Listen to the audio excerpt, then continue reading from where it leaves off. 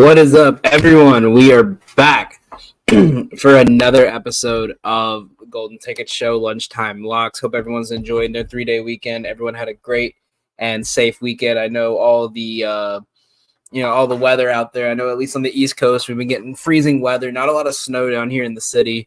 I know you guys have all seen what's going on in Buffalo. I know all my friends and everyone in the Midwest got hit with a huge storm. So I hope everyone's safe. Everyone's having a great time this week. Great 3-day weekend. But let's get into it. We're going to go over college basketball. We're going to go over our best NBA bets, and we're going to do a breakdown of both NFL games, what we like, and look at some player props, show you guys where the money is, how the lines are moving. That being said, let's get right into it. So we only have one college basketball play today. We went 3-4 last week. With a little bit under a unit, a little bit less than a unit loss, about 0.8 unit loss for college basketball. We only have one play today, and that play is Villanova versus Marquette, under 142.5. Now, there's a reason why I love this play.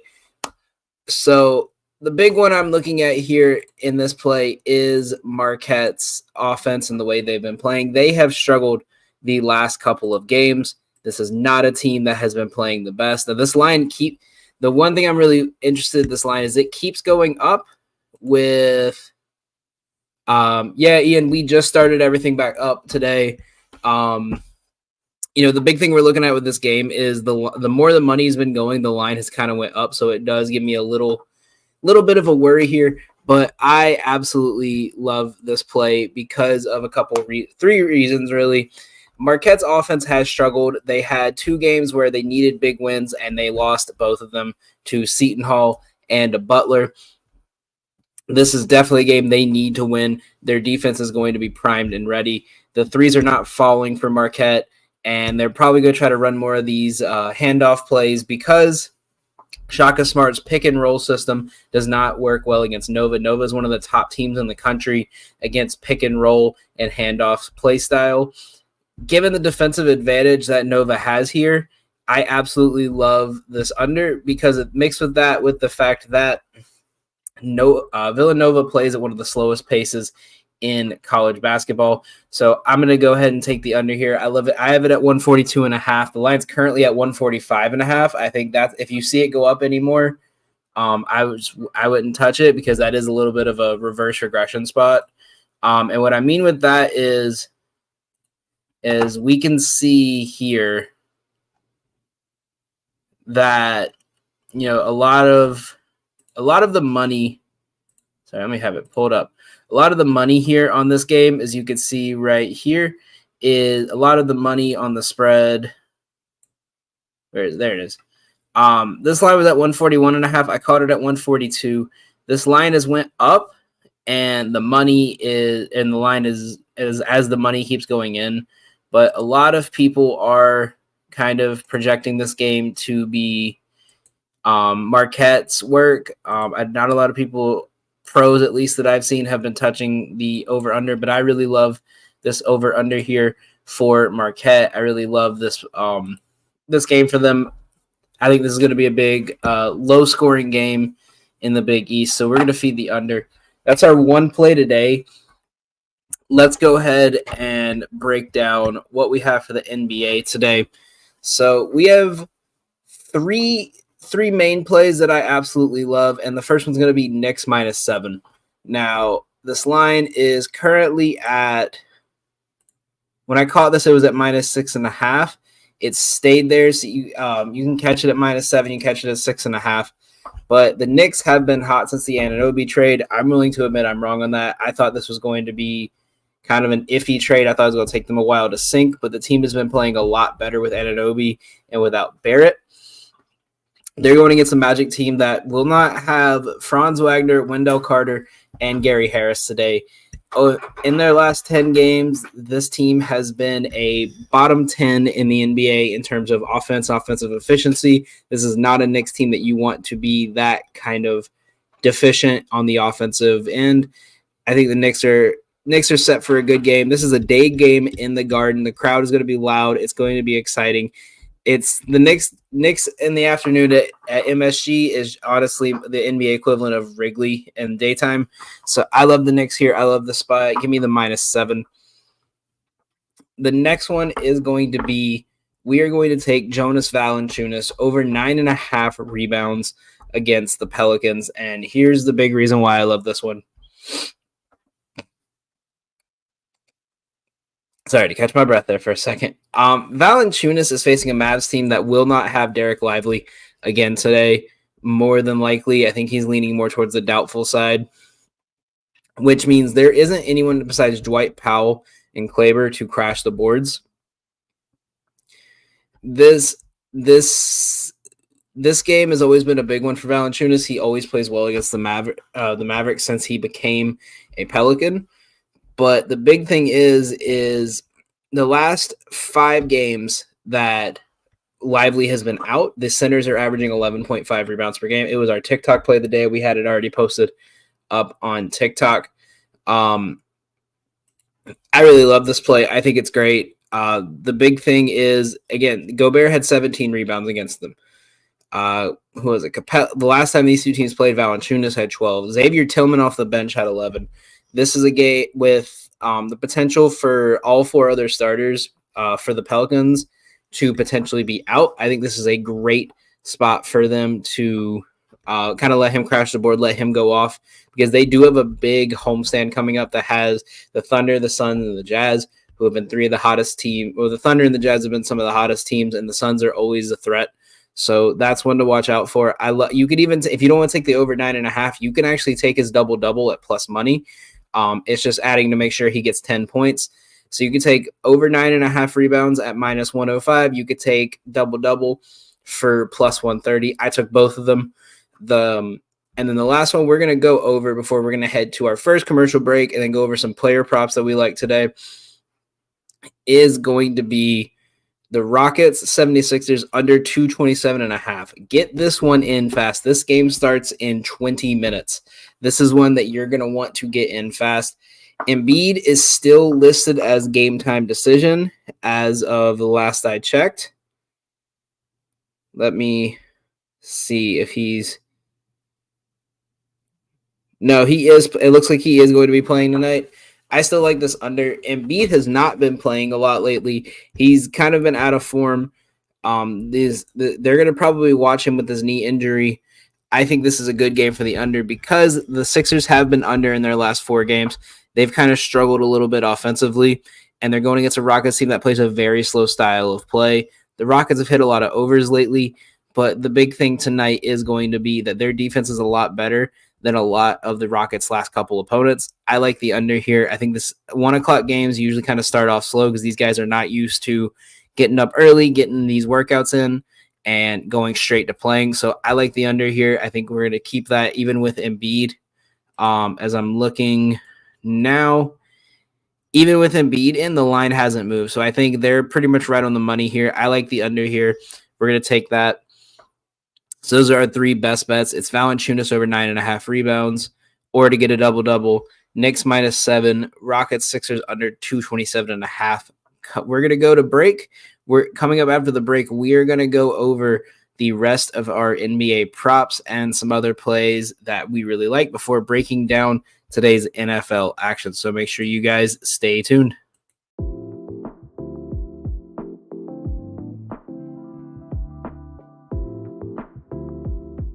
My name's Ryan Allison. I've spent over a decade immersed in the art of tattooing. Sharply honing my skills has materialized into a diverse and prestigious body of work. Each tattoo reflects my relentless pursuit of excellence, and every client I work with is a living embodiment of that unwavering commitment. I will gladly and wholeheartedly embrace your distinct vision.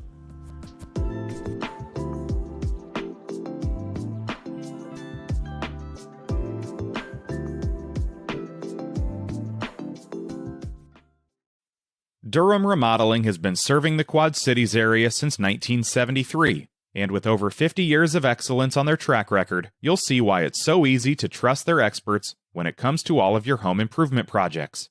This family-owned business has you covered on all your needs, Protect your home or building from the elements today and get great roof repair services. Need new windows? No problem. Durham Remodeling can upgrade your windows and doors. Whether you want to upgrade the little details in your home or office, or want to tear a room down and start fresh, the expert contractors at Durham Remodeling have your back. Even the smallest changes can completely transform your space. Ready to start entertaining your friends for backyard barbecues? Durham Remodeling will help you plan, design, and build your deck and patio for the perfect outdoor space. Durham Remodeling's work is 100% guaranteed, so you can rest assured that you're getting the best service around. Call 309-786-6715 today for your free estimate for all your roofing, siding, flooring, windows, and painting needs. That's Durham Remodeling, 309-786-6715. Welcome back, everyone. So let's get right into some of these player props. There's a couple here that I really love. Now, obviously, Embiid is in, so we haven't had, just was announced, so we haven't had much time to kind of look over his props. But I have one here I think is interesting. If you like his lines, you will take it real quick. Over 37.5 assists in his last 10 games. He's exceeded this in 11 of 13. They're going against a team that doesn't give up a lot to centers, but they haven't played a center like Embiid. Head-to-head against this team, he hit this once. He didn't hit it last year. I think this is a solid pick. I think this is worth a lean, a little couple dollars here. But I do have a couple big ones that I love. They're like some of my favorite plays of the day. I'm going to pull them up real quick, and we'll go over each one. So the first one is going to be last year it was a guaranteed lock. This year it's a little bit riskier the way he's been playing, but I still love it today. We have Clint Capella, a double-double cash. I think it should be with ease. If you can see, he hasn't hit this in his last 4 games. 3 of those games have been against teams who do really well on the boards. But there's a reason why I like this, and I'm going to move over to his rebound line as soon as I can find it on here. I don't think they have it up. There it is. So he didn't hit this in 2 games. He hit this in Orlando, but he did not score 10 points. Let's look at one thing here. The Spurs give up 13 rebounds a game to centers. I think this is a good bounce back spot for him after kind of struggling the last couple of games to just kind of put a body on Wembanyama and kind of break him down low. You can see with the points, he hasn't been scoring a lot. He hasn't been getting the opportunities a lot. A lot of these minutes are going to Okongwu here. So I think whether that it's not really foul trouble. But I do like Capella here to get at least 10 and 10. I think the centers, they're giving up a lot of points. They're really not guarding down low. They're just kind of letting them go down here. So I really like Capella here to get a double-double. We already talked about Valanciunas, but I'm going to go ahead and I'm going to show some more of the stats on why I like this one here. So look, obviously last 10, he's hit it 5 of the last 10, but 3 of his last 5 games. As you can see on their injury report, these guys are all still game time decision, whether they'll play or not. But I think they're going to be focusing the ball through him. The same thing we can look at here against this Mavericks team, as you can see right here on the right-hand side, they give up 12 rebounds a game to centers alone, and they're the second worst rebounding team in the NBA right now. I think this is a great spot for them to really just crash the boards. I think we might see a lot less minutes from these 4 guys right here if they do play: Murphy, McCollum, Ingram, and Williamson. But I think this is a perfect spot for Valanciunas. Again, he got this double-double last game, so I love him getting another one here today. And there's 2 more we love. One of them is a parlay. It's not the best odds, but I do like it. It was Duren and Anthony Davis both to get a double-double, minus 188. A unit wins you about 0.6 of a unit's back. Duren is facing the Wizards, and Anthony Davis is a rebound machine. They're going against the Thunder, who have not been the best on the boards lately. So with that being said, I think it's just easier to keep with them 2 as a double-double parlay, because Duren has dropped down from 320. If you remember earlier in the week, he was minus 110 for a double-double, and we took him for a cash. So I think that's a great spot here for him. But let's go into one that I really love that I haven't seen a lot. I'm waiting for the line to drop, and I think it just has. It's this one right here, Isaiah Hartenstein double-double. Now, if you look, it hasn't been the best line for him. It's mainly been point-wise. As you can see, he's kind of gotten close on the points and kind of missed. So if you want to take his rebound line's 11.5. I think you could even take that. I think we're going to add that one to our card right here, Isaiah Hartenstein over 11.5 rebounds, because of one main reason. Although they're playing a Magic team that don't give up a lot of rebounds, they do give up about 12 a game to centers. But the big thing I'm looking at, and it's nothing I can't pull it up on my phone, unfortunately, or on my computer, unfortunately. So I'm going to show this on my phone. But Wendell Carter missed their last game. They had Holmgren, who hasn't been the best crasher. They had Giddey and Shea get 6, 8, and 8. When they played the Heat, Carter was out. Bam pulled out a double-double. When they played the Timberwolves, Carter was out. Gobert had 12 boards. When they played the Hawks, he was out. Capella had 12 boards. When they played the Nuggets, he was out. And Jokic, although he only had 4 rebounds, he was shooting too much in that game.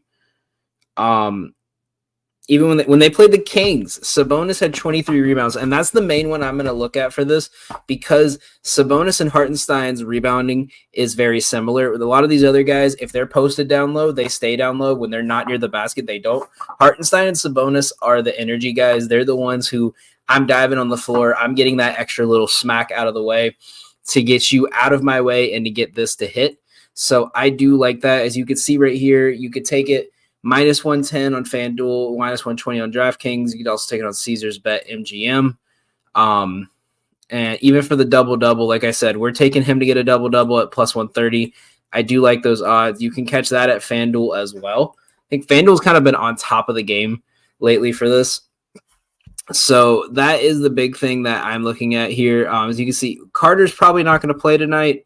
He is game time decision, but I think they kind of said he wasn't going to be playing a lot of these. Brunson is game time decision, but I don't see him. I see him for sure playing.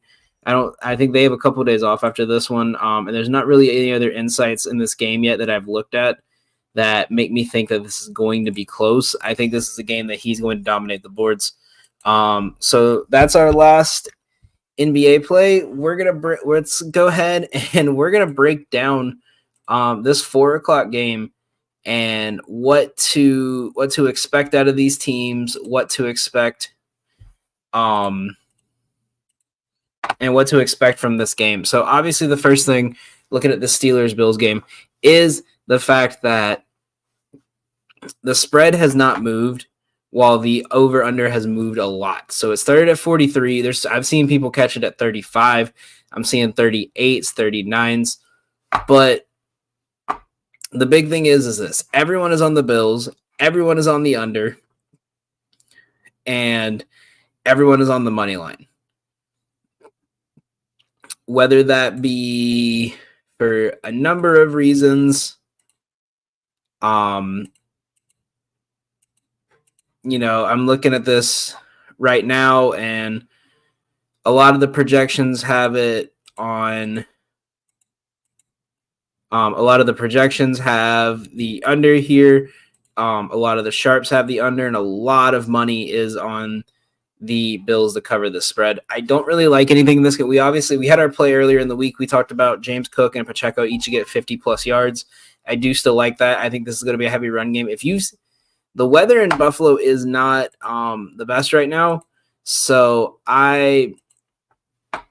if you want to take anything, I would take the under here, or I would take Bills money line and put it with something else like Cook 50 yards, something like that.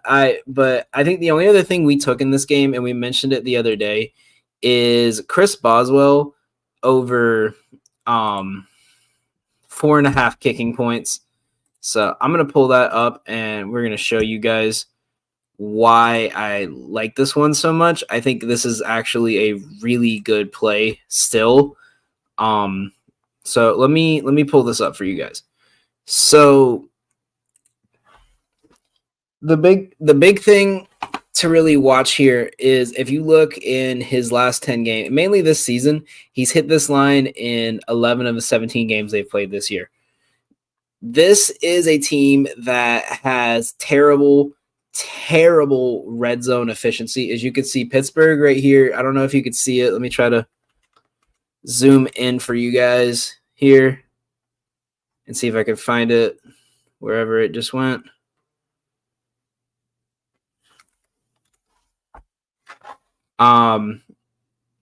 Look right here. If you can see it, so on the right here, this is the red zone efficiency for both teams. They have a 47% red zone efficiency this year. They are one of the worst teams in the red zone this season. They do not do well in the red zone this year. I think this is a big spot for they're going up against a defense too that is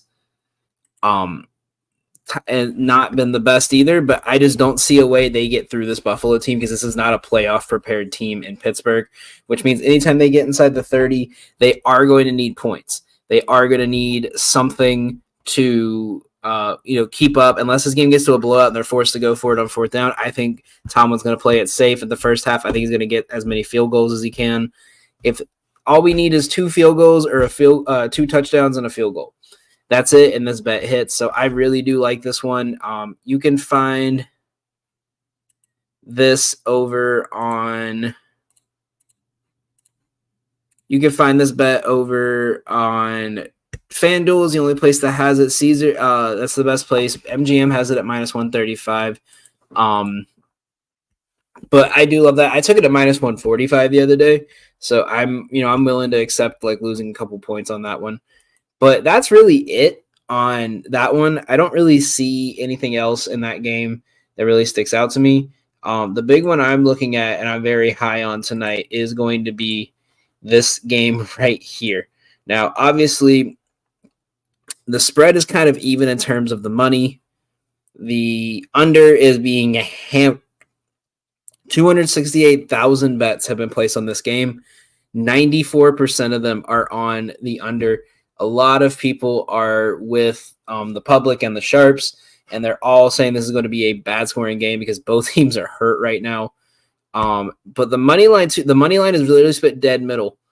And that's something that is really interesting to me, especially when the spread's kind of projected around a 2.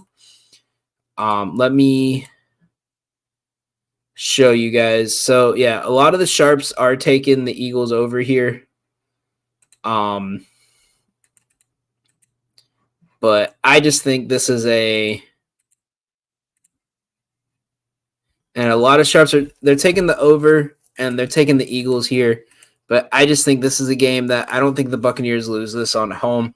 I think this is an Eagles team that's done. So I'm willing to take the 3 and live or die by the hands of Baker Mayfield, as we've done multiple times this year.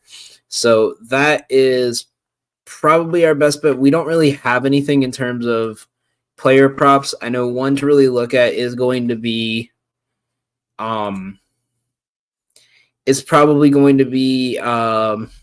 Godwin is probably going to be the best for this one. I'm high on Rashid White. If you could take I don't mind this receiving yard prop right here because they played earlier in this year and it did cash, and they give up a lot of receiving yards, just not a lot to running backs. So I think this is a game that Mike Evans and Godwin are going to dominate. I think this is a perfect spot for them to really take advantage. Obviously, all the attention is going to be on Devontae, but you got Mike Evans, whose receiving line is at 66.5. I do worry about him because Mayfield does tend to pick one receiver and stick to him. I think Godwin is going to be set up for a good game. You could take him for 40 and add it with something, and it's a solid bet, or you could take him straight up at 55.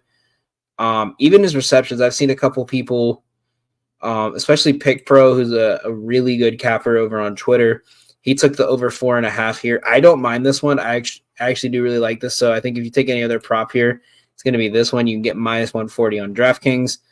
But other than that, we really don't have much else to go over today. I just wanted to do a quick 30-minute show with you guys, kind of show you guys what we're kind of seeing over here, what our best bets are.